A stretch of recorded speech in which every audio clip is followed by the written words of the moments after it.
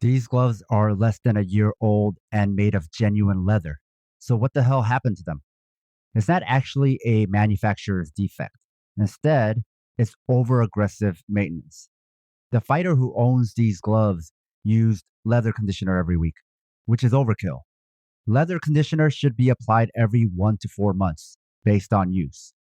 If you use it almost every day, apply it every month. If you use it 1 to 2 times a week, then every 4 months. What conditioner does is it keeps the leather flexible, which prevents cracking.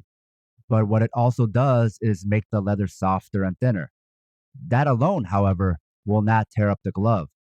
The real killer here was the frequent use of industrial gym cleaner to clean the glove.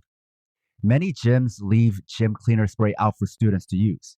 They're really strong, which is why they need to be diluted in the first place.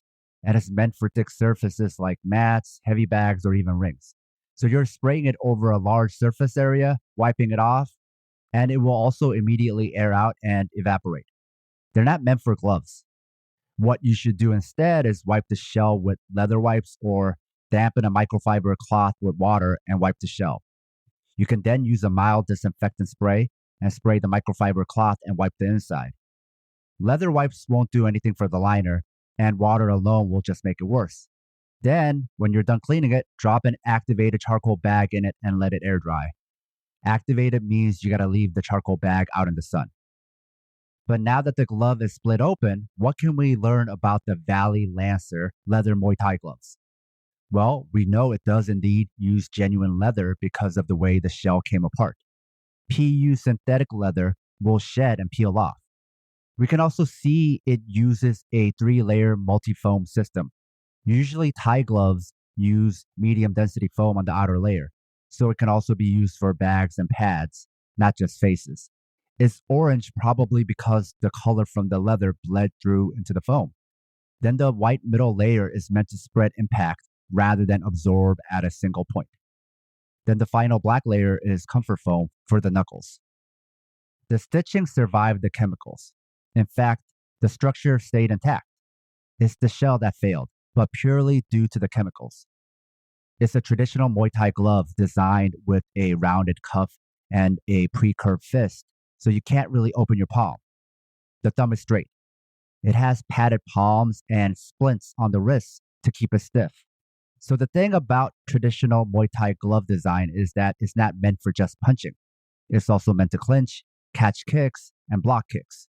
So you want your thumb out of the way, and you want your hand curved so it can hook legs.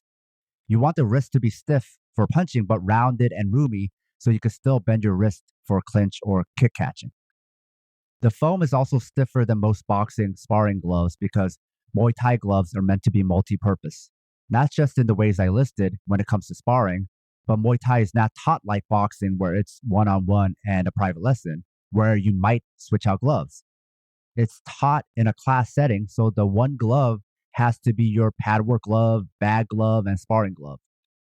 So the traditional Muay Thai glove is trying to do everything, which some people love, but others don't. Perhaps like your sparring partners. I personally recommend, out of safety for training partners, people have separate gloves for sparring. Not just because of the foam density, but because you've already smashed the outer layer to bits, smashing it on pads and bags, and so it's bottomed out. So when you're hitting each other, it might feel like you're hitting each other bare knuckle. This is one of the main reasons spars escalate. Now, unlike the Fairtex BGV1, this does have a grip bar, but it doesn't really get in the way. In fact, these are pretty comfortable gloves.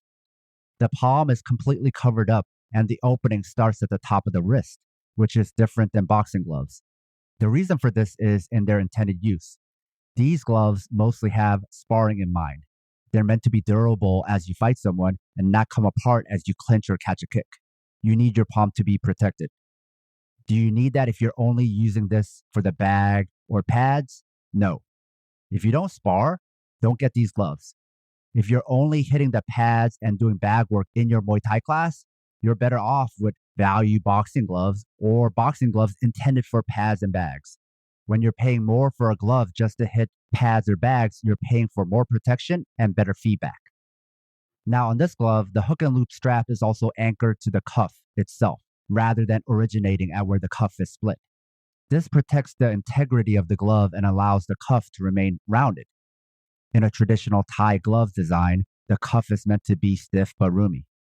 Now, Valley has the signature burgundy color that gives it an old time classic look. It also isn't super loud with logos or branding. It's low key, which I like. Going back to the damage on the shell, if it used thicker leather, would it have ripped open like this, even under the same conditions? Maybe not. But at the same time, you'll be paying way more for those gloves also.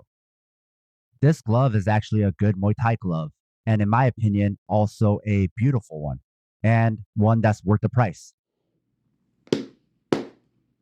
It doesn't have as much give or as much feedback as a boxing glove, but that's okay because you're not meant to use it only to punch.